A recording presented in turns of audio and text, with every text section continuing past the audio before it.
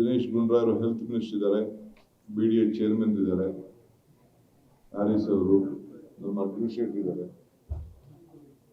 Corporation administration Somashekar, Shivanna ಅವರು, ಎಲ್ಲ ಶ್ರೀನಿವಾಸ ಅಧ್ಯಕ್ಷರು, ಶಾಸಕರಿದ್ದಾರೆ. ಬಹುತೇಕ ಎಲ್ಲ ಶಾಸಕರು, ಒಂದು 3 ಜನ ಮಿನಿಸ್ಟರ್ಸ್ ನನ್ನ ಹತ್ರ ಪರ್ಮಿಷನ್ ತೆಗೆದುಕೊಂಡು, ಕೃಷ್ಣ ಬೈರೇಗೌಡ ಅವರೆಲ್ಲ ಕೆಲವು ಪರ್ಮಿಷನ್ ತೆಗೆದುಕೊಂಡು, ಕೆಲವು ಬೇರೆ ಎಮರ್ಜೆನ್ಸಿ ಈ ಪ್ರಭಾವ ಪೀಡಿತ ಹೋಗ್ಬೇಕಾಯ್ತು, ಅದಕ್ಕೆ ಬರೋಕ್ಕಾಗಲಿಲ್ಲ. ಅವರು ನಮ್ಮ ಸುರೇಶ್ ಮಿಕ್ಕಿದವರೆಲ್ಲ ಇವತ್ತು ಸಭೆಯಲ್ಲಿ ಪಾರ್ಟಿಸಿಪೇಟ್ ಮಾಡಿ ಬಹಳ ಬೆಂಗಳೂರಿನಲ್ಲಿ ಬಹಳ ದೊಡ್ಡ ವಿಚಾರಗಳನ್ನ 770,000 ಸಜೆಷನ್ಸ್ ಬಂದಿತ್ತು. ಅದಕ್ಕೆ ಫಸ್ಟ್ ಲೈನ್ ಅಲ್ಲಿ ಏನೇನು ಮಾಡಬೇಕು ಅಂತೇಳಿ ಈ ಟ್ರಾಫಿಕ್ ವಿಚಾರದಲ್ಲಿ, ಈ ಕಸದ ವಿಚಾರದಲ್ಲಿ, ಬೇರೆ ಕುಡಿಯೋ ನೀರಿನ ವಿಚಾರದಲ್ಲಿ, ಇಲ್ಲಿಗಲ್ ಕನ್ಸ್ಟ್ರಕ್ಷನ್, ರೆವಿನ್ಯೂ ಸೈಟ್ಸ್ ಯಾವ ರೀತಿ ಕನ್ಸ್ಟ್ರಕ್ಷನ್ ವಿಚಾರದಲ್ಲಿ, ಮತ್ತು ಮೆಟ್ರೋ, ಎಲಿವೇಟೆಡ್ ಕಾರಿಡಾರು, ಟನಲ್ಲು, ಈ ಎಲ್ಲ ವಿಚಾರದಲ್ಲೂ ಕೂಡ ದೊಡ್ಡ ದೊಡ್ಡ ಪ್ರಸ್ತಾವನೆಗಳು, ಸಲಹೆಗಳನ್ನ ಅವರ ಅಪಾರವಾದಂತಹ ಅನುಭವದಲ್ಲಿ ನಮ್ಮೆಲ್ಲ ಶಾಸಕರು ಕೂಡ ಒಂದು 4 ಗಂಟೆಗಳ ಕಾಲ ನಮ್ಮ ಹತ್ರ ಚರ್ಚೆ ಮಾಡಿದ್ದಾರೆ. ಸೊ ನಾನು ಏನೇನ್ ಮಾಡಬೇಕು ಅಂತ ಏನು ಇದ್ದೀವಿ, ಇದು ಬೆಂಗಳೂರಿನ ಜವಾಬ್ದಾರಿ ಎಲ್ಲ ನಮ್ಮ ಶಾಸಕರಿಗೆ ಇದೆ. ಸರ್ಕಾರ ಏನೇ ತೀರ್ಮಾನ ಮಾಡೋಷ್ಟು ನಮ್ಗೆ ಹಕ್ಕಿದ್ರು ಕೂಡ ಎಲ್ಲ ಶಾಸಕರನ್ನ ಜೊತೆಲಿ ಚರ್ಚೆ ಮಾಡಬೇಕು ಅನ್ನೋ ದೃಷ್ಟಿಯಿಂದ ಈ ಒಂದು ಅಸೆಂಬ್ಲಿಯಲ್ಲಿ ಕೂಡ ನಾನು ಮಾತು ಕೊಟ್ಟಿದ್ದೆ. 27ನೇ ತಾರೀಕು ನಿಮ್ಮನ್ನೆಲ್ಲ ಕರೆದು ಚರ್ಚೆ ಮಾಡ್ತೀನಿ ಅಂತೇಳಿ. ನಮ್ಗೆ ಗೊತ್ತಿದೆ, ಈಗಾಗಲೇ ಇರಿಗೇಷನ್ ಡಿಪಾರ್ಟ್ಮೆಂಟ್ ಸಂಬಂಧಪಟ್ಟಂತೆ ಈಗಾಗಲೇ 4 ಬೋರ್ಡ್ ಕೂಡ ಕರೆದು ಎಲ್ಲ ಮಾತಾಡಿದ್ದೀನಿ. ಇವತ್ತು ಬೆಂಗಳೂರು ನಗರಕ್ಕೆ ಸಂಬಂಧಪಟ್ಟಂತವ್ರ ಹತ್ರ ಕೂಡ ನಾವೆಲ್ಲ ಚರ್ಚೆ ಮಾಡಿದ್ದೇವೆ. ಎಲ್ಲ ಶಾಸಕರು ಒಳ್ಳೊಳ್ಳೆ ಸಲಹೆಯನ್ನ ಕೊಟ್ಟಿದ್ದಾರೆ. ಪಕ್ಷ ಭೇದವನ್ನು ಮರೆತು ಬೆಂಗಳೂರು ನಗರಕ್ಕೋಸ್ಕರ ಒಳ್ಳೆ ಸಲಹೆಗಳನ್ನ ಕೊಟ್ಟಿದ್ದಾರೆ. ಮುಖ್ಯವಾಗಿ ನಾನೇನು 2 ಲೈನ್ ಪ್ರಪೋಸ್ ಮಾಡಿದ್ದೀನಿ. ಟನಲ್ ನಾನು ಖುದ್ದ ಕೆಲವು ನೋಡ್ಕೊಂಡು ಬಂದಿದ್ದೀನಿ, ಬೇರೆ ಕಡೆಯಿಂದ ಮಾಹಿತಿ ತಂದಿದ್ದೇನೆ, ಅದನ್ನೆಲ್ಲ ಅವ್ರಿಗೆ ಮಾಡಿಕೊಟ್ಟಿದ್ದೇನೆ. ಈ ಫಸ್ಟ್ ಲೈನ್ ಈಗ ತೆಗೆದುಕೊಂಡು ಒಂದು 12 kilometre, 18 kilometre ST mall to ಸಿಲ್ಕೋಟ್ ಜಂಕ್ಷನ್ಗೆ. ಅದಕ್ಕೆ ಟೆಂಡರ್ ಕರೆದು ಕ್ಯಾಬಿನೆಟ್ಗೆ ತೆಗೆದುಕೊಂಡು ಹೋಗುವಂಥ ವ್ಯವಸ್ಥೆ. ನೆಕ್ಸ್ಟ್ ಕ್ಯಾಬಿನೆಟ್ ತೆಗೆದುಕೊಂಡು ಹೋಗೋದನ್ನ, ಅದಕ್ಕೆ ಕೆಲವು ಅಕ್ವಿಷನ್ಸು ಇರ್ತದೆ. ಹೊರಗಡೆ ಬರ್ಬೇಕಾದ್ರೆ, ಈಚೆ ಹೋಗ್ಬೇಕಾದ್ರೆ ಕೆಲವು ಜಾಗಗಳಲ್ಲಿ 4-5 ಪಾಯಿಂಟ್ ಓಪನಿಂಗ್ ಕೊಡಬೇಕಾಗ್ತದೆ.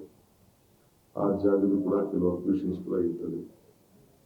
ಸೊ ಅದನ್ನ ಅವ್ರಿಗೆ ತೋರಿಸಿದ್ದೇನೆ. ಅದು ಎಲ್ಲದೂ ಕೂಡ ಸರಿ ಇದೆ ಮಾಡಿ ಅಂತ ಹೇಳಿ 2 ಕಡೆ. ಆಮೇಲೆ ನಾರ್ತ್ ಸೌತ್ ಈಸ್ಟ್ ವೆಸ್ಟ್ ಕೂಡ ಒಂದು ರೆಡಿ ಮಾಡಿದ್ದೇನೆ. ಅದು ಕೂಡ ಮುಂದಕ್ಕೆ ನೆಕ್ಸ್ಟ್ ಫೇಸ್ ಅಲ್ಲಿ ತೆಗೆದುಕೊಳ್ತೇವೆ.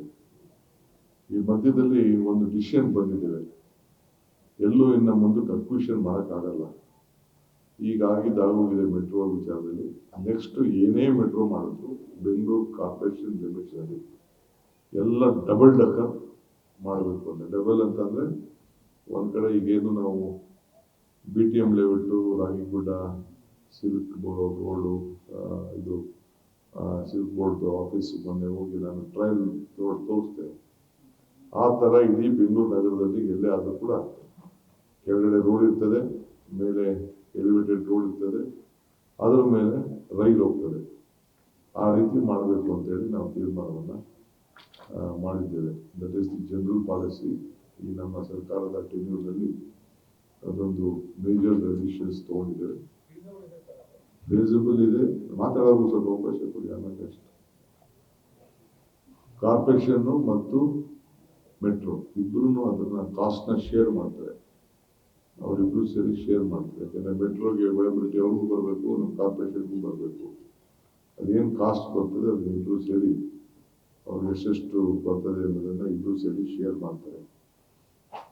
ಇದಲ್ಲದೆ ನಮ್ಮ 4 ಕಡೆ ಕಸನ ವಿಲೇವಾರಿ ಮಾಡಲಿಕ್ಕೆ ಅದಕ್ಕೆ ಸಪ್ರೇಟ್ 100 ಎಕರೆ ಜಾಗ ನೋಡಿ ಆ ಕಸನ ಬರ್ನ್ ಮಾಡಲಿಕ್ಕೆ ಅದಕ್ಕೆ 4 ಕಡೆ ಜಾಗಗಳನ್ನ ನಾರ್ತು, ಈಸ್ಟು, ವೆಸ್ಟು, ಸೌತು ಬೆಂಗಳೂರಿಂದ ಒಂದು 15-20 ಕಿಲೋಮೀಟರ್ ದೂರಕ್ಕೆ ಎತ್ಕೊಂಡೋಗಿ ಹಾಕಬೇಕು ಅನ್ನೋದು ಕೂಡ ತೀರ್ಮಾನ ಮಾಡಿದ್ದೇವೆ. ಅದು ಕೂಡ ಜಾಗಗಳನ್ನ ಡೆಪ್ಟಿ ಕಮಿಷನರ್ಸ್ ಹತ್ರ ಮಾತಾಡಿ ಎಲ್ಲಿ ಗೌರ್ಮೆಂಟ್ ಲ್ಯಾಂಡ್ ಇದೆಯೋ ಅಲ್ಲಿ ನೋಡೋದು, ಇಲ್ಲ ಅಂದರೆ ಪರ್ಚೇಸೇ ಮಾಡೋದು.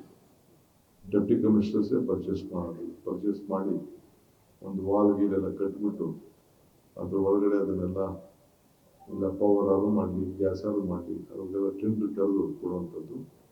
ಮಿಕ್ಕಿದೇನು ಕಸವಾರಿ ಸಿಸ್ಟಮ್ ನಮ್ಮ ರೂಲ್ಸ್ ಏನಿದೆ, ಸೆಂಟ್ರಲ್ ಗೌರ್ಮೆಂಟ್ ಪೊಲ್ಯೂಷನ್ ಕಂಟ್ರೋಲ್ ಬೋರ್ಡ್ದು NGT ಇದೆಲ್ಲ ಏನು ರೂಲ್ಸ್ ಇದೆ, ಆ ಇದ್ರ ಮೇಲೆ ಅವ್ರು ಏನೇನು ಬೇಕೋ ಅದು ಕರೆಕ್ಷನ್ಸ್ಗೆ ತೀರ್ಮಾನ ಮಾಡುವಂಥದ್ದು ವ್ಯವಸ್ಥೆ. ಸೊ ಅದಕ್ಕೆ ಕೆಲವೊಂದು ಮನೆಯಿಂದ ಈಗ ಪ್ರೈವೇಟ್ ಅವ್ರು ಕಲೆಕ್ಟ್ ಮಾಡ್ತಾರೆ, ಗೌರ್ಮೆಂಟಿಂದ ಒಂದು ನಾರ್ಮ್ಸ್ ಇದೆ, ಒಂದು ರೇಟ್ ಫಿಕ್ಸ್ ಮಾಡಿದ್ದಾರೆ ಸೆಂಟ್ರಲ್ ಗೌರ್ಮೆಂಟ್ ಅವರು. ಆ ಪ್ರಕಾರ ಅದನ್ನು ಪ್ರತಿಯೊಂದು ಮನೆಯೂ ಕೂಡ ಆ ಕಸ ತೆಗೆಯೋಕ್ಕೆ ಅದಕ್ಕೊಂದು ವ್ಯವಸ್ಥೆಯನ್ನು ನಾವು ಮಾಡಬೇಕು ಅಂತ ತೀರ್ಮಾನ ಮಾಡಿದ್ವಿ. ಮೂರನೇದು, ಈ ಟ್ರಾಫಿಕ್ ವಿಚಾರದಲ್ಲಿ ಒಂದು ದೊಡ್ಡ ಮಧ್ಯ ವೆಹಿಕಲ್ಗಳನ್ನ ರೋಡಲ್ಲಿ ನಿಲ್ಲಿಸ್ಬಿಟ್ಟು ಹೊರಟೋಗಿರ್ತಾರೆ ಅಂತೇಳಿ ಮಧ್ಯೆ ಅದನ್ನೆಲ್ಲ ಎತ್ಕೊಂಡೋಗಿ ಒಂದು ಕಡೆ ಹಾಕಿ ಅದನ್ನ ಜಂಕ್ ಯಾರ್ಡಲ್ಲಿ ಅದನ್ನ ಆಕ್ಷನ್ ಮಾಡುವಂಥ ಸಂದರ್ಭ ಆಯಿತು. ಲೇಟ್ ಆಗ್ತದೆ ಅಂತ ತಿಳಿಸಿದ್ದಾರೆ. ಪೊಲೀಸ್ ಕಮಿಷನರ್, ಜಾಯಿಂಟ್ ಕಮಿಷನರ್ ಕೂಡ ಬಂದಿದ್ದರು. ಸೊ ಈಗ ಅವ್ರಿಗೆ ಪೊಲೀಸ್ ಅವ್ರಿಗೆ ಹೇಳ್ತಿದ್ದೀವಿ, ನೀವೇನು ಬೇಕಾದ್ರೂ ನಿಮಗೆ ಜವಾಬ್ದಾರಿ ಕೊಟ್ಟಿದ್ದೀವಿ, ನೀವೇ ಯಾರು ಗಾಡಿ ನಿಲ್ಲಿಸ್ತಾರೆ ಆ ಗಾಡಿನೆಲ್ಲ ಎತ್ಕೊಂಡೋಗಿ ಒಂದು ಯಾರ್ಡೆಲ್ಲ ಹಾಕ್ಬಿಟ್ಟು ನೀವು ಆಕ್ಷನ್ ಮಾಡಿ, ಏನು ಬೇಕಾದ್ರೂ ಮಾಡಿ. ನಮ್ಗೆ ಅದಕ್ಕೆಲ್ಲ ಈ ಮಧ್ಯದಲ್ಲಿ ರೋಡಲ್ಲಿ ನಿಲ್ಲಿಸ್ಬಿಟ್ಟು ಹಳೆ ಗಾಡಿಗಳೆಲ್ಲ ನಿಲ್ಲಿಸ್ಬಿಟ್ಟು ಹೊರಟೋದ್ರೆ ನಮ್ಗೇನು ಪ್ರಯೋಜನ ಆಗೋದಿಲ್ಲ ಅಂತೇಳಿ ಎಲ್ಲ ಎತ್ಕೊಂಡೋಗಿ ಅಂತೇಳಿ ಹೇಳಿದ್ದೇವೆ. ಸೊ ಅದಕ್ಕೆ ಅವ್ರಿಗೆ ಜವಾಬ್ದಾರಿ ಕೊಟ್ಟಿದ್ದೀವಿ. ಈ ಕಾವೇರಿದ 5th ಸ್ಟೇಜು 110 ಅಡಿದು ಟ್ರಯಲ್ ನಡೀತಾ ಇದೆ. ನಾನು August 15 ಓಪನ್ ಮಾಡಿಸ್ಬೇಕು ಅಂತ ಮಾಡಿದ್ದೆ. ಇನ್ನೊಂದು 5-6 ದಿನ ಟೈಮ್ ಕೇಳ್ತಾ ಇದ್ದಾರೆ. ಸೊ August 20ನೇ ತಾರೀಕು ಅಷ್ಟೊತ್ತಿಗೆ ಆ ನೀರನ್ನ ಬಿಡುವಂಥ ಒಂದು ವ್ಯವಸ್ಥೆಯನ್ನು ಮಾಡ್ತೇವೆ. ಇನ್ನು ಜೊತೆಗೆ ಈ ಟನಲ್ ಜೊತೆಗೆ ಒಂದು 17-18 ಕಡೆ ಕೆಲವು ಜಾಗಗಳನ್ನ ಹುಡುಕಿದ್ದೇವೆ. ಸದ್ಯಕ್ಕೆ ಒಂದು 100 ಕಿಲೋಮೀಟರ್ ಫ್ಲೈಓವರ್ ಸಿಗ್ನಲ್ ಫ್ರೀ ಕಾರಿಡಾರ್ಗೋಸ್ಕರ ಜಾಗ ಐಡೆಂಟಿಫೈ ಮಾಡಿದ್ದೀವಿ. ಅದಕ್ಕೊಂದು 1,200 ಕೋಟಿ ರೂಪಾಯಿ ಅಷ್ಟು, 12,000 ಕೋಟಿ ರೂಪಾಯಿ ಅಷ್ಟು, 12,000 crores ಅದಕ್ಕೆ ಸಿಗ್ನಲ್ ಫ್ರೀ ಕಾರಿಡಾರ್. ಹೀಗೆ ನಮ್ಮ ರಾಜಾಜಿನಗರದಿಂದ ಬರಬೇಕಾದ್ರೆ ಯಾವ ರೀತಿ ಅಲ್ಲಿ KR ಸರ್ಕಲ್ವರೆಗೂ ವಿತೌಟ್ ಎನಿ ಸಿಗ್ನಲ್ ಹೋಗ್ತಾರೆ, ಆ ರೀತಿ ಸಿಗ್ನಲ್ ಫ್ರೀ ಕಾರಿಡಾರ್ಗೆ ಕೆಲವು ಇಂಪಾರ್ಟೆಂಟ್ ಜಾಗಗಳನ್ನ ಐಡೆಂಟಿಫೈ ಮಾಡಿದ್ದೀವಿ. ಅಲ್ಲೆಲ್ಲ ಕೂಡ ಇದನ್ನ ಟೆಂಡರ್ಗಳು ಕರೀಲಿಕ್ಕೆ ಈಗ ಅದೇ ವ್ಯವಸ್ಥೆಯನ್ನು ನಾವು ತೀರ್ಮಾನ ಮಾಡಿದ್ದೀವಿ. ಇದಲ್ಲದೆ ಬೆಂಗಳೂರು ನಗರದಲ್ಲಿ ಏನು ಯಾರೇ ಹೊರಗಡೆಯಿಂದ ಬಂದು ಏನು ಒಂದು ನೋಡಕ್ಕೆ ಒಂದು ಅವಕಾಶ ಇಲ್ಲ. ಅದಕ್ಕೆ ಇಡೀ ಪ್ರಪಂಚದಲ್ಲಿ ಎಲ್ಲ ಕಡೆ ಇರೋ ಥರ ಒಂದು ಟವರ್ ಟೈಪು ಸ್ಕೈ ಡೆಕ್ ಮಾಡಬೇಕು ಅಂತ ತೀರ್ಮಾನ ಮಾಡಿದ್ದೀವಿ. ನಾನು ಹಿಂದೆ ಅದನ್ನ ಪಬ್ಲಿಕ್ ಡಿಬೇಟ್ಗೆ ಬಿಟ್ಟಿದ್ದೆ. ಅದನ್ನ ಮೊನ್ನೆ ನಮ್ಮ ಶಾಸಕರ ಜೊತೆ ಮುಖ್ಯಮಂತ್ರಿಗಳ ಹತ್ರ ಎಲ್ಲ ಕೂತ್ಕೊಂಡು ಚರ್ಚೆ ಮಾಡಿದ್ದೇನೆ. ಅವ್ರಿಗೂ ಪ್ರಪೋಸಲ್ ಕೊಟ್ಟಿದ್ದು ಜಾಗ ಲೊಕೇಶನ್ ವಿಚಾರದಲ್ಲಿ ಒಂದು 10 ಜಾಗ ಹುಡುಕಿದ್ದು ನಾವು. ಅದರಲ್ಲಿ ನಮಗೆ ಇವರು ಏರ್ಫೋರ್ಸ್ ಅವರು, HALನವರು, ಏರ್ಪೋರ್ಟ್ನವರು ನಮ್ಮಿಂದ 20 ಕಿಲೋಮೀಟರ್ ದೂರದಲ್ಲಿ ಎಲ್ಲೂ ಕೂಡ ನೀವು ಅದಕ್ಕೆ ಮಾಡೋಕ್ಕೆ ನಾವು ಅವಕಾಶ ಕೊಡಲ್ಲ, ನಿಮ್ದೇನಿದ್ರು ಚಿಕ್ಕ ನಮ್ದು 250 ಮೀಟ್ರ್ ಮೇಲೆ ಅದಕ್ಕೆ ಪ್ಲಾನ್ ಮಾಡಿದ್ದೇವೆ. ಇನ್ನೂ 2-3 ಸಜೆಷನ್ಸ್ ಕೇಳಿದ್ದೇವೆ, ಟೆಂಡರ್ ಕರೀತಾ ಇದ್ದೀವಿ. ಒಂದು 25 ಎಕರೆ ಜಾಗ ಬೇಕು. NGF ನೋಡ್ದು, ಸೋಪ್ ಫ್ಯಾಕ್ಟ್ರಿ ನೋಡ್ದು, ರೇಸ್ ಕೋರ್ಸ್ ನೋಡ್ದು, ಬೇರೆ ಬೇರೆ ಜಾಗ, ಫ್ಲೈಯಿಂಗ್ ಸ್ಕೂಲ್ ಎಲ್ಲ ಕೂಡ ನೋಡಿದ್ದು. ಎಲ್ಲಾದರೂ ಕೂಡ ಅದಕ್ಕೆ ಜಾಗ ಸೂಕ್ತ ನಮ್ಮ ಇವರೆಲ್ಲ ಬಿದ್ದಿಲ್ಲ, ನಮಗೆ ಏರ್ಫೋರ್ಸ್ ಅವರು ಇವರೆಲ್ಲ ಬಿಟ್ಟಿಲ್ಲ. ಲಾಸ್ಟಲ್ಲಿ ನೈಸ್ ರೋಡಲ್ಲಿ 1-2 ಪಾಯಿಂಟ್ ನಾವು ನೋಡ್ದು. ಕೊಂಬಘಟ್ಟ, ಹೆಂಗೇಪುರ, ಯೂನಿವರ್ಸಿಟಿ ಜಾಗ. ಯೂನಿವರ್ಸಿಟಿಲಿ ಮಕ್ಕಳು ಇಲ್ಲಿ 25 ಎಕರೆ ಹೋಗ್ತದೆ ಅಂದರೆ ಮುಂದಕ್ಕೆ ಬೆಳೀತಾ ಇದೆ ಯೂನಿವರ್ಸಿಟಿ. ಆ ಜಾಗ ತಗೊಳ್ಳೋದು ಸರಿ ಇಲ್ಲ ಅಂತೇಳಿ ನಮ್ಮ ಶಾಸಕರುಗಳೆಲ್ಲ ಸಲಹೆ ಮಾಡಿದ್ರು. ಸೊ ಕೊಂಬಘಟ್ಟ ಅದು ಬಂತು, ಅಲ್ಲಿ ಇಲ್ಲ. ಸೊ ನೆಕ್ಸ್ಟು ನೈಸ್ ರೋಡಲ್ಲಿ ಒಂದು ಜಾಗನ ಐಡೆಂಟಿಫೈ ಮಾಡಿ ಎಲ್ಲರೂ ಕೂಡ ನಮ್ಮ ಅಶೋಕಾದಿಯಾಗಿ ಎಲ್ಲರೂ ಕೂಡ ಅದಕ್ಕೆ ಒಪ್ಕೊಂಡಿದ್ದಾರೆ. ಸೊ ಆ ಜಾಗನ ಪ್ರಪೋಸ್ ಮಾಡಿ ಅಂತ ಹೇಳಿದ್ವಿ. ಅದು ಜಾಗ ನಮ್ಮ ಹತ್ರ ಇಲ್ಲ, ನೈಸ್ ಹತ್ರ ಇದೆ. ಆ ನೈಸ್ ಅದಕ್ಕೆ ಅಂದರೆ ಟ್ರಾಫಿಕ್ಗೂ ಕೂಡ ಅದಕ್ಕೆ 10 ಎಕರೆಲಾದರೆ ಇನ್ನೊಂದು 15 ಎಕರೆ ವೆಹಿಕಲ್ಗೆ ಇಡಬೇಕಾಗ್ತದೆ. ಟ್ರಾಫಿಕ್ ಜಾಸ್ತಿ ಆಗ್ತದೆ. ಬೆಂಗಳೂರು ಬಂದಂಥವ್ರು ನೋಡೋಂಥವ್ರನ್ನ, ಬೆಂಗಳೂರು ನೋಡಬೇಕು ಅಂತ ಅನ್ನೋದನ್ನ ಒಂದು ಟೂರಿಸಮ್ ಪ್ಲೇಸ್ ಆಗಿ ಮಾಡಬೇಕು ಅನ್ನೋ ದೃಷ್ಟಿಯಿಂದ ಈಫಿಲ್ ಟವರ್ ಯಾವ ರೀತಿ ಇದೆ ಆ ಥರ ಡಿಫ್ರೆಂಟ್ ಡಿಸೈನ್ ಕ್ರಿಯೇಟ್ ಮಾಡಿದ್ವಿ, ತರಿಸ್ಕೊಂಡಿದ್ವಿ ಅದನ್ನು. ಅದಕ್ಕೆ ನೈಸ್ ಅವ್ರ ಹತ್ರ ಬಿಡಿಸ್ಕೊಳ್ಳೋಂಥ ವ್ಯವಸ್ಥೆ. ಯಾಕೆಂದರೆ ಅಶೋಕ್ ಹೇಳ್ತಾ ಇದ್ರು 200 ಎಕರೆ ನಮ್ಗೆ ಸರೆಂಡರ್ ಮಾಡಬೇಕಾಗಿದೆ, ಸುಪ್ರೀಂ ಕೋರ್ಟ್ ಆರ್ಡರ್ ಪ್ರಕಾರ ಅಂತೇಳಿ. ಸೊ ಅವ್ರ ಹತ್ರ ಫರ್ದರ್ ನೆಗೋಷಿಯೇಟ್ ಮಾಡಿ ಅದನ್ನು ಮಾಡ್ತೀವಿ. ಮೂರನೇದು ಒಂದು ಕನೆಕ್ಟಿವಿಟಿನೂ ಕೊಡಬೇಕಾಗ್ತದೆ. ನೈಸ್ ರೋಡ್ಗಳೇ ಕೆಂಗೇರಿಯಿಂದ ನಾನು ಇದುವರೆಗೂ ಎಲೆಕ್ಟ್ರಾನಿಕ್ ಸಿಟಿವರೆಗೂ ಮೆಟ್ರೋಗೆ ಮಧ್ಯದಲ್ಲಿ ಸ್ವಲ್ಪ ಡೆವಲಪ್ಮೆಂಟ್ ಇನ್ನೂ ಇಲ್ಲ, ಅವರಿಗೆ ಫೈನಾನ್ಷಿಯಲಿ ವಯಬಿಲಿಟಿ ಬರೋದಿಲ್ಲ, ಗೊತ್ತಿದೆ ನನಗೆ. ಬಟ್ ಮುಂದಕ್ಕೆ ನಮಗೆ ಮೈಸೂರು ರೋಡ್ ಟು ಇದಕ್ಕೆ ಮೆಟ್ರೋಗೆ ಆ್ಯಡ್ ಮಾಡಬೇಕಾದ್ರೆ ಕಾಸ್ಟ್ ಆಫ್ ಇದನ್ನು ರೆಕ್ವಿಷನ್ಸ್ ಕಡಿಮೆ ಇದೆ, ಆ ದೃಷ್ಟಿಯಿಂದ ಸಲಹೆ ಕೊಟ್ಟಿದ್ವಿ. ಸೊ ನಮ್ಮ ಫೀಸಿಬಿಲಿಟಿ ಎಲ್ಲಿ ಬರ್ತದೆ ಆ ಜಾಗದಲ್ಲಿ ಅದನ್ನು ಸ್ಕೈ ಡೆಕ್ನ ಮಾಡಬೇಕು.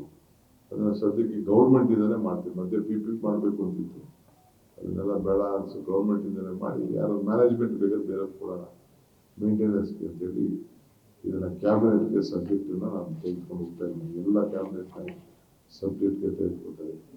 ಇದಲ್ಲದೆ ಎಲ್ಲರೂ ಗ್ರಾಂಟ್ಸ್ ಕೇಳಿದ್ದಾರೆ, ಸ್ಪೆಷಲ್ ಗ್ರಾಂಟ್ಸ್ MLA ಕೇಳಿದ್ದಾರೆ, ಹಿಂದೆಲ್ಲ ಕೊಟ್ಟಿದ್ದೀವಿ ಅಂತ. ನಾನು ಅದಕ್ಕೆ ನಮ್ಮ ಮಿನಿಸ್ಟರ್ಸು ಚೀಫ್ ಮಿನಿಸ್ಟರ್ ಹತ್ರ ನಾವು ಮಾತಾಡ್ಬಿಟ್ಟು ಅವ್ರಿಗೆ ಏನೇನೋ ಒಂದು ಕ್ಷೇತ್ರಕ್ಕೆ ನಾವು ಕೊಡಲಿಕ್ಕೆ ಸಾಧ್ಯನೋ ಅವೆಲ್ಲ ಕೊಡ್ತೀವಿ. ಒಂದೇನಪ್ಪ ಅಂದರೆ ಎಲ್ಲರೂ ಕೂಡ ಭಾಳ ಸಂತೋಷದಿಂದ ಒಳ್ಳೊಳ್ಳೆ ಸಲಹೆಗಳನ್ನು, ಈಗೆಲ್ಲ 3 ಸತಿ 4 ಸತಿ 5 ಸತಿ 6 ಸತಿ 7 ಸತಿ 8 ಸತಿ ಗೆದ್ದಂಥ ಶಾಸಕರೆಲ್ಲ ಬೆಂಗಳೂರು ನಗರದಲ್ಲಿದ್ದಾರೆ. ಅವರೆಲ್ಲ ಕೂಡ ಭಾಳ ಅನುಭವದ ಮಾತುಗಳನ್ನು, ಅವ್ರಿಗಾಗ್ತಾ ಇದ್ದಂಥ ಸಮಸ್ಯೆಗಳನ್ನು ಏನು ಮಾಡ್ಬೋದು, ಯಾವ ರೀತಿ ರೆಕ್ಟಿಫೈ ಮಾಡ್ಬೋದು ಅಂತೇಳಿ ಭಾಳ ಬಿಚ್ಚಿ ಮನಸ್ಸಿಂದ ಅವರೆಲ್ಲ ಕೊಟ್ಟಿದ್ದಾರೆ. ಸೊ ಅದಕ್ಕೆ ಬೆಂಗಳೂರನ್ನ ಮಾಡ್ತೀವಿ. ಆಮೇಲೆ ಬ್ರ್ಯಾಂಡ್ ಬೆಂಗಳೂರು ವಿಚಾರ ಸಂಬಂಧಪಟ್ಟದ್ದಲ್ಲಿ ಮತ್ತು ಗ್ರೇಟರ್ ಬೆಂಗಳೂರು ಅಥಾರಿಟಿಲಿ ನಿನ್ನೆ ಅವರೆಲ್ಲ ಸಲಹೆ ಬಂತು. ಅಪೋಸಿಷನ್ ಪಾರ್ಟಿ ಲೀಡರ್ಸು ನಮ್ಮ ಪಾರ್ಟಿ ಲೀಡರ್ಸು ಕೂಡ ಚರ್ಚೆ ಮಾಡಿದೆ. ಅವರು ಸ್ವಲ್ಪ ಡೀಟೇಲಾಗಿ ಆ ಬಿಲ್ನ ಸ್ವಲ್ಪ ನೋಡಬೇಕು ಅಂತ ಹೇಳಿದ್ರು. ಸೊ ನಾನು ಆ ಥರ ಮಾಡೋದು ಬೇಡ ಅನ್ನೋ ದೃಷ್ಟಿಯಿಂದ ಅವರಿಗೆ ಚರ್ಚೆ ಮಾಡಲು ಅವಕಾಶ ಕೊಟ್ಟಿದ್ದೇನೆ. ಸೊ ನಮ್ಮ ಅಪೋಸಿಷನ್ ಪಾರ್ಟಿ ಮೆಂಬರ್ಸ್ಗೆ ಲೀಡರ್ಗೆ ತಿಳಿಸಿದ್ದೇನೆ. ಅವರು ಸಲಹೆಗಳು ಅವರ ಒಂದಷ್ಟು ಹೆಸರುಗಳನ್ನ ಕೂಡ ಅವ್ರ ತೆಗೆದುಕೊಂಡು ಬಹುಶಃ ಇವತ್ತು ನಾಳೆಲ್ಲ ಅವ್ರು ಇಷ್ಟಲ್ಲಿ ಕೊಡ್ತಾರೆ. ನಾನು ಅದಕ್ಕೊಂದು ಕಮಿಟಿನ ಹೌಸ್ ಕಮಿಟಿನ ಅನೌನ್ಸ್ಮೆಂಟ್ ಸ್ಪೀಕರ್ ಕೇಳಿ ನಮ್ಮ ಸರ್ಕಾರ ನಮ್ಮ ಪರವಾಗಿ ಆಗಿರಬೇಕು, ಅವ್ರ ಪರವಾಗಿ ಆಗಿರಬೇಕು. ಯಾಕೆಂದರೆ ಅದಕ್ಕೆ ಟೈಮ್ ಡಿವೋಟ್ ಮಾಡಬೇಕು. ಆಗೋದು ಮುಖ್ಯ ಅಲ್ಲ, ಪ್ರತಿಯೊಂದು ವರ್ಡು ಭಾಳ ಮುಖ್ಯ. ಒಂದೊಂದು ವಿಚಾರದಲ್ಲೂ ಕೂಡ ಬೇಕಾದಷ್ಟು ಪ್ರಾಬ್ಲಮ್ಸ್ನ ಆ್ಯಕ್ಟ್ ಮಾಡಿದಾಗ ನಾವೆಲ್ಲ ನೋಡಿದ್ದೇವೆ. ಸೊ ಅದಕ್ಕೆ ಅವ್ರು ಯಾವಾಗ ಕೊಡ್ತಾರೆ 2-3 ದಿನದಲ್ಲೇ ಆ ಕಮಿಟಿನ ನಾವು ಅನೌನ್ಸ್ ಮಾಡೋಂಥ ಕೆಲಸವನ್ನು ಮಾಡ್ತೀವಿ. ಇದು ಇದೆಯಾ?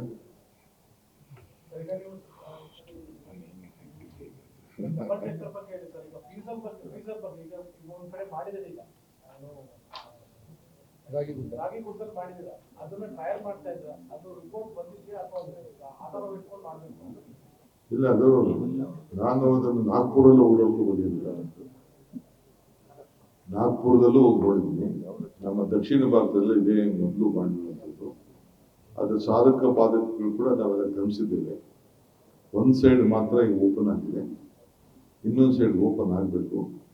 ಇನ್ನೇನು ಅಥವಾ ಏನೇನೋ ಟ್ರಯಲ್ ಆಗಬೇಕು, ಅದನ್ನೆಲ್ಲ ಕೂಡ ರೆಕ್ಟಿಫಿಕೇಶನ್ ಅದರ ಅನುಭವದ ಮೇಲೆ. ಈಗ ಕೆಲವರು ಟ್ರಾಫಿಕ್ ಜಾಮ್ ಆಗ್ತಾ ಇದೆ ಅಂತ ಹೇಳ್ತಾರೆ. ಕೆಲವು ಕಡೆ ಮಧ್ಯ ಇದನ್ನು ಅಂಡರ್ ಪಾಸ್ ಮಾಡಬೇಕು ಅಂತ ರಾಮಲಿಂಗಾರೆಡ್ಡಿಯವರು ಮತ್ತು ನಮ್ಮ ರಾಮಮೂರ್ತಿ ಅವರು ಇಬ್ಬರು ಸಲಹೆ ಕೊಟ್ಟಿದ್ದಾರೆ. ಅದಕ್ಕೆ ಬೇರೆ ಇನ್ಸ್ಟ್ರಕ್ಷನ್ಸ್ ಕೊಟ್ಟಿದ್ದೀವಿ. ಅದಕ್ಕೆ ಎಸ್ಟಿಮೇಟ್ ಮಾಡಿ ಅದಕ್ಕೆ ಪ್ರಪೋಸ್ ಮಾಡಿ ಕೆಲಸ ತೆಗೆದುಕೊಳ್ಳೋಣ ಅಂತೇಳಿ ಅದನ್ನು ಕೂಡ ಮಾಡಿದ್ವಿ.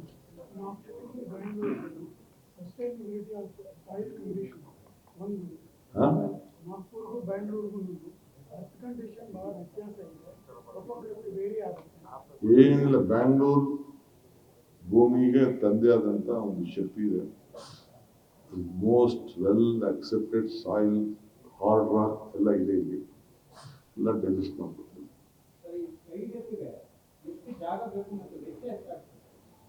ಅದು ಈಗ ನಮಗೆ ಅವರು ಒಂದು ಪ್ರಪೋಸಲ್ ಕೊಟ್ಟಿದ್ರು, ಸ್ಟೇಡಿಯಂ ಹತ್ರ ಮಾಡಬೇಕು ಅಂತ ಇತ್ತು. ಎದುರುಗಡೆ ಸ್ಟೇಡಿಯಂ, ಬೇರೆಗಡೆ ಜಾಗ ಇದೆಯಲ್ಲ, ಪ್ರತಿವರ್ಷ ಸ್ಟೇಡಿಯಂ ಅಲ್ಲಿ ಪ್ರಪೋಸಲ್ ಕೊಟ್ಟಿದ್ರು. ಮುಂದೆ ಟ್ರಾಫಿಕ್ ತೊಂದರೆ ಆಗ್ತದೆ ಅಂತ ಹೇಳಿ ಅದಕ್ಕೆ ಅಲ್ಲಿ ಮಾಡೋದು ಬೇಡ. ಆಮೇಲೆ HALವರೆಗೂ ನಮಗೆ ಪರ್ಮಿಟ್ ಮಾಡಕ್ಕೆ ಕೊಡ್ತಾ ಇಲ್ಲ. 400 ರಿಂದ 500 ಕೋಟಿ ರೂಪಾಯಿ ಆಗ್ತದೆ. ಅದಕ್ಕೆ ನಾವು ಪ್ರೈವೇಟ್ ಅವ್ರ ಕೈಲಿ ಮಾಡಿಸೋದು ಬೇಡ. ಈಗ ಸದ್ಯಕ್ಕೆ ಅವ್ರು ಕೊಟ್ಟಿರುವಂಥ ಎಸ್ಟಿಮೇಟು ಸೊ ಆಗ್ತದೆ, ಅದಕ್ಕೆ ಬೇಡ ಅಂತೇಳಿ ಸ್ವಲ್ಪ ಟ್ರಾಫಿಕ್ ಜಾಸ್ತಿ ಇದಕ್ಕೆ ಪಾರ್ಕಿಂಗ್ ಎಲ್ಲ ಸ್ವಲ್ಪ ವ್ಯವಸ್ಥೆ ಮಾಡ್ಕೊಳ್ಬೇಕು ಅಂತ ಮಿನಿಮಮ್ 25 ಎಕರೆ ಇರಬೇಕು ಅಂತ ವ್ಯವಸ್ಥೆ ಮಾಡಿ. ಸಿಟಿಯಿಂದ ಹೊರಗಡೆ ತಗೊಂಡು ಹೋಗುವ ಒಂದು ಸ್ಟೇಟ್ ಆಗ್ತದೆ. ಸಿಟಿಯಿಂದ ಹೊರಗಡೆ ತಗೊಂಡು ಹೋಗುವ ಉದ್ದೇಶ ಈಡೇರುತ್ತೆ ಅಂತ ಅನ್ಸುತ್ತೆ. ಸಿಟಿ ಒಳಗಡೆ ಇದ್ರೆ ಬೇರೆ ತರ. ನೋ ಎವ್ರಿಥಿಂಗ್ ಎಲ್ಲ ಕಾಣ್ತದೆ, ಎಲ್ಲ ನಾವು ಲೆಕ್ಕಾಚಾರ ಹಾಕಿದ್ದೀವಿ. ಬೆಂಗಳೂರು ಎಲ್ಲ ಕಡೆಗೇನು ಬರ್ಬೇಕಾದ್ರೆ ಜನ ಒಂದು ಕಾರಿಡಾರ್ ಇದೆ.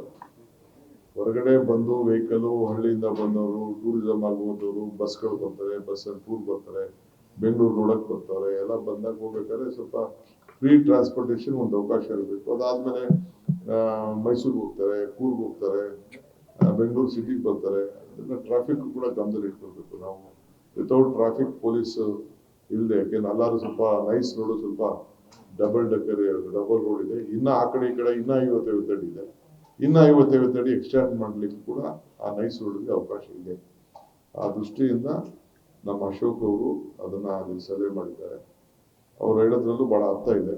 ಯಾಕೆಂದ್ರೆ 4 ಕಡೆಯಿಂದನೂ ಎಂಟ್ರೆನ್ಸ್ ಇದೆ. ಒಂದ್ ಕಡೆಯಿಂದ ಕೆಂಗೇರಿಯಿಂದ, ತುಮಕೂರಿಂದ, ಇದರಿಂದ, ಆಮೇಲೆ ಫಿಲ್ಫಲ್ ರಿಂಗ್ ರೋಡ್ ಇದೆಯಲ್ಲ, ಆ ರೋಡ್, ಹೊಸೂರು ರೋಡ್ ಟು ಈಗ ನಾವು ಇದನ್ನ ಮಾಡ್ಬೇಕು ಅಂತಿದೆ, ಫಿಲ್ಫಲ್ ರೋಡ್, ಅದೆಲ್ಲ ಸೇರಿ ಒಂದ್ ಕಡೆ ಲಿಂಕ್ ಆಗ್ತದೆ.